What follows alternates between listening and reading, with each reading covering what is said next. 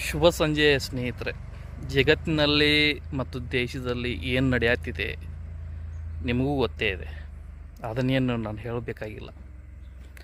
ಏನಾದರೂ ಹೇಳೋಕ್ಕೆ ಹೋದರೆ ಅಥವಾ ಏನಾದರೂ ಅದ್ರ ಬಗ್ಗೆ ಕಮೆಂಟ್ ಮಾಡಿದ್ರೆ ಒಂದು ದೇಶದ್ರೋಹಿಗಳಾಗ್ಬೋದು ಅಥವಾ ಒಂದು ಧರ್ಮ ದ್ರೋಹಿಗಳಾಗ್ಬೋದು ಅಥವಾ ಕೋಮು ಪ್ರಚೋದನೆ ಅಂತ ಆಗ್ಬೋದು.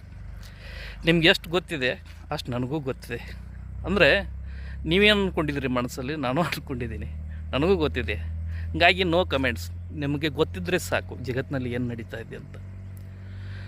ಇಷ್ಟಂತೂ ನಿಜ, ಯಾರು ಶಾಂತಿಯನ್ನು ಬಯಸೋದಿಲ್ವೋ ಅವರವರು ಕೊನೆಗೆ ತಮ್ಮ ತಮ್ಮ ಆತ್ಮಾಹುತಿಯನ್ನು ಮಾಡಿಕೊಂಡು ಜಗತ್ತಿನಲ್ಲಿ ತಾನಾಗೆ ಶಾಂತಿ ನೆಲೆಸೋದಂತೂ ಶತಸಿದ್ಧ. ಇದು ಯಾರಿಗೆ ಉದ್ದೇಶಪೂರ್ವವಾಗಿ ಹೇಳ್ತಾ ಇಲ್ಲ, ಏನಂದರೆ ನನಗನಿಸಿದ್ದನ್ನು ಹೇಳ್ತಾ ಇದ್ದೀನಿ. ಯಾರು ಶಾಂತಿಯನ್ನು ಬಯಸೋದಿಲ್ಲವೋ ಅವರಿಗೆ ಶಾಂತಿ ಸಿಗುವುದಿಲ್ಲ. ಇದಂತೂ ಸತ್ಯ. ನಾನು ಯಾರಿಗೆ ಉದ್ದೇಶಪೂರ್ತಿಯಾಗಿ ಹೇಳ್ತಾ ಇಲ್ಲ. ಶಾಂತಿಯನ್ನು ಕಾಪಾಡಬೇಕು. ಜಗತ್ತಿನ ಉಳಿವಿಗೆ ಶಾಂತಿಯ ಮಂತ್ರವೇ ಔಚಿತ್ಯಪೂರ್ಣವಾದಂಥದ್ದು ಎಂಬ ಅಭಿಪ್ರಾಯವನ್ನು ನಾನು ಮತ್ತು ಸರ್ವ ಜನರು, ಎಲ್ಲರೂ, ಸರ್ವ ಪ್ರಜೆಗಳು ಬಯಸುತ್ತಾರೆ.